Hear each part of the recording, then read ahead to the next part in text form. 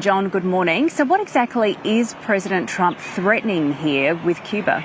Well, Emma, Cuba has been under an American economic embargo since the 1960s, since President John F. Kennedy put them under an economic embargo in 1962. So they've been sort of partly strangled by that. To get around that, Venezuela has been Cuba's lifeline for oil and for money. Now, President Trump is saying a short time ago on his Truth Social outlet that he will cut off all oil and money now that the United States has taken over Venezuela, albeit remotely. So he's saying that that's been cut off for years. He says they've lived on large amounts of oil and money from Venezuela. In return, Cuba provided security services for the last two Venezuelan dictators, but not anymore.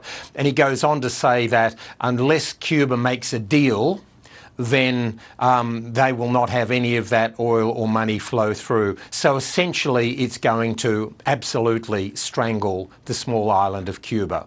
So, John, what exactly would a deal look like?